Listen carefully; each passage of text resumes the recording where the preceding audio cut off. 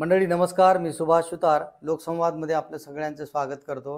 मंडळी, विषय आहे शेतीच्या संदर्भातला आणि पांढऱ्या सोन्याचा।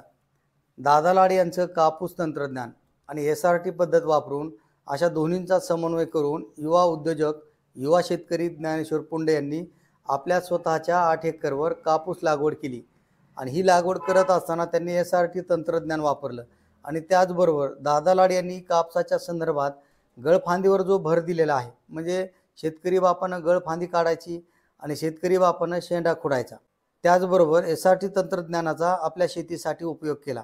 आता SRT तंत्रज्ञान त्यांना किती उपयोगी पडते आणि त्याचबरोबर गळफांदी काढल्यानंतर आज त्यांच्या शेतीमध्ये कापसाच्या पिकाची काय परिस्थिती आहे, त्यांना काय अनुभव आला, खुरपण केली नाही, पाळ्या घातल्या नाहीत, 8 एकरवर खुरपण केली नाही, 8 एकरवर पाळी घातली नाही।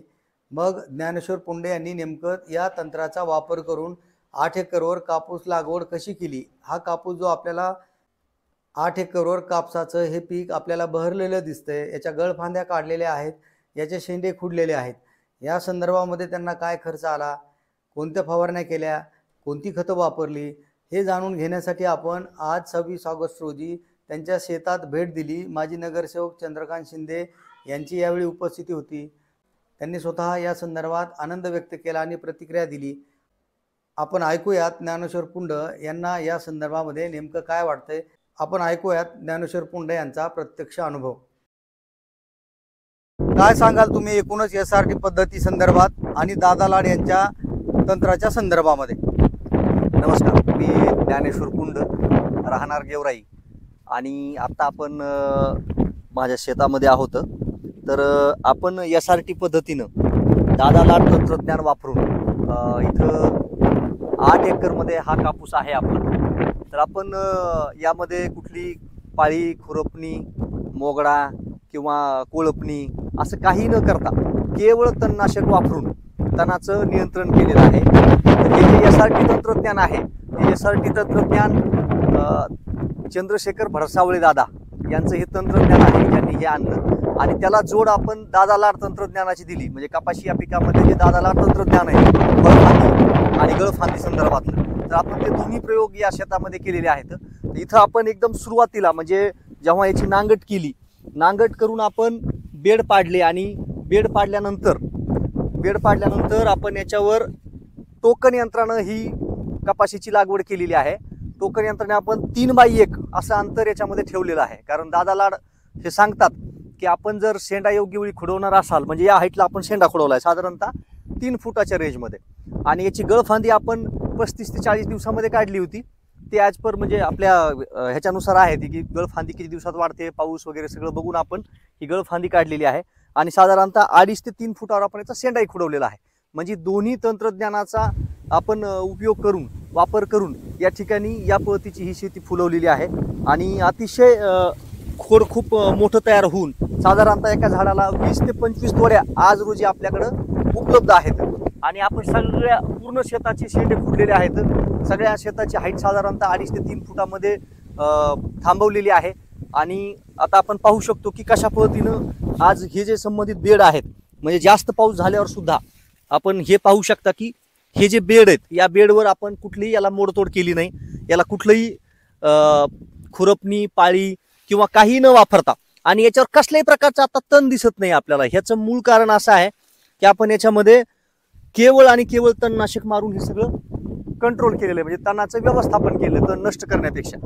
तण देई धन असं जे एक चंद्रशेखर दादांचं हे आहे ब्रीदवाक्य आहे की ह्या तणाचं व्यवस्थापन करून त्याला खतामध्ये कसं रूपांतरित करता येईल, कारण हे तण हे निसर्गानं काय आपल्याला तण, दादांचं असं म्हणणं आहे की हे तण म्हणजे निसर्गानं दिलेलं एक शेतकऱ्यासाठीच वरदान आहे। म्हणजे असं नाहीये की तण हा आपण तणाचा जो बघण्याचा शेतकऱ्याचा दृष्टिकोन आहे की तण आपल्या अडचणीचा आहे किंवा तण खाई धन, तर ह्या जुन्या म्हणी आहेत। पण आता नवीन तंत्रज्ञानाच्या आधारावर आपण तण देई धन असं जे म्हणतो, तर ते अगदी दादांनी अनेक वर्ष प्रयोग करून सिद्ध केलेलं आहे। आता आपण जर पाहिलं तर या झाडाची जर आपण पाहिली तर ही जी दोड्यांची साईज आहे समजा कापसाला लागलेल्या आणि फळफांद्याची जी हे आहे, ते सगळं जर पाहिलं तर आपलं एक प्रसन्न वाटतं शेतकऱ्यांना। खूप कमी खर्चामध्ये, म्हणजे कुठल्या लेबरची झेझट नाही, काही नाही आणि तणनाशक वापरणं शेतीसाठी हानिकारक आहे वगैरे वगैरे, हे जे काही एक अंधश्रद्धा आहे एक प्रकारची, शेतकऱ्यांमध्ये. आता मी तर स्वतः संपूर्ण शेती तणनाशक वापरून केलेली आहे आतापर्यंत तरी, म्हणजे मला कुठलीही अडचण आली नाही तणनाशकामध्ये. आपण बघू शकता कुठले काही फुलगळ नाही, पातगळ नाही, शेंड्यापर्यंत पाते याला आहेत. आणि ही जी फळफांदी आहे आपली, हिला आता ह्या वरच्या फळफांदीला सुद्धा आपण नुसते पाते जरी मोजले किंवा पात्याची जर संख्या बघितली तर आपल्या लक्षात येईल की याच्यात काही कुठलं नुकसान झालेलं नाही आपलं तणनाशक वापरून.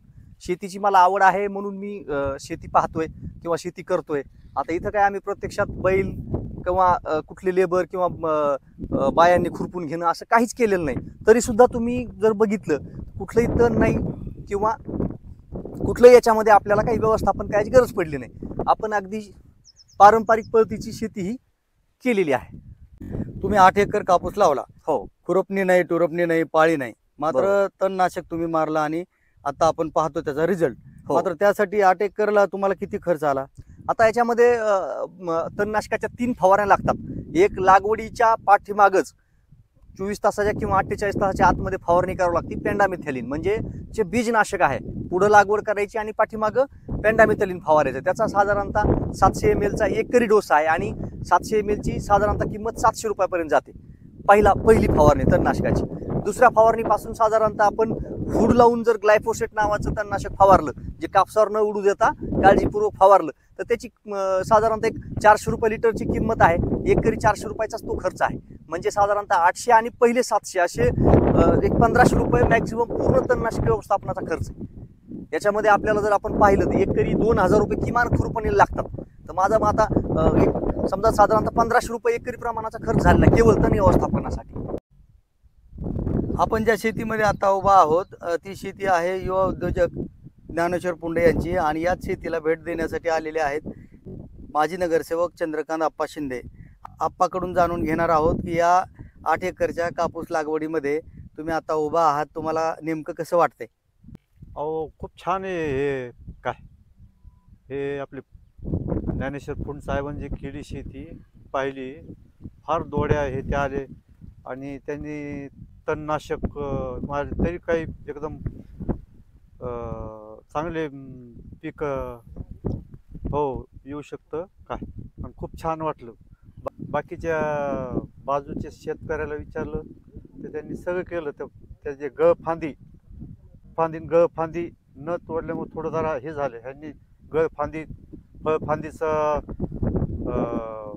अभ्यास करून फार शेती म्हणजे 8 एकरमध्ये काय मला छान वाटलं हे फणसाहेबाचं काय. असंच ह्यांचं बघून बाकीच्या शेतकऱ्यांनी सुद्धा ह्याचं हे करायला पाहिजे काय. खूप छान वाटलं.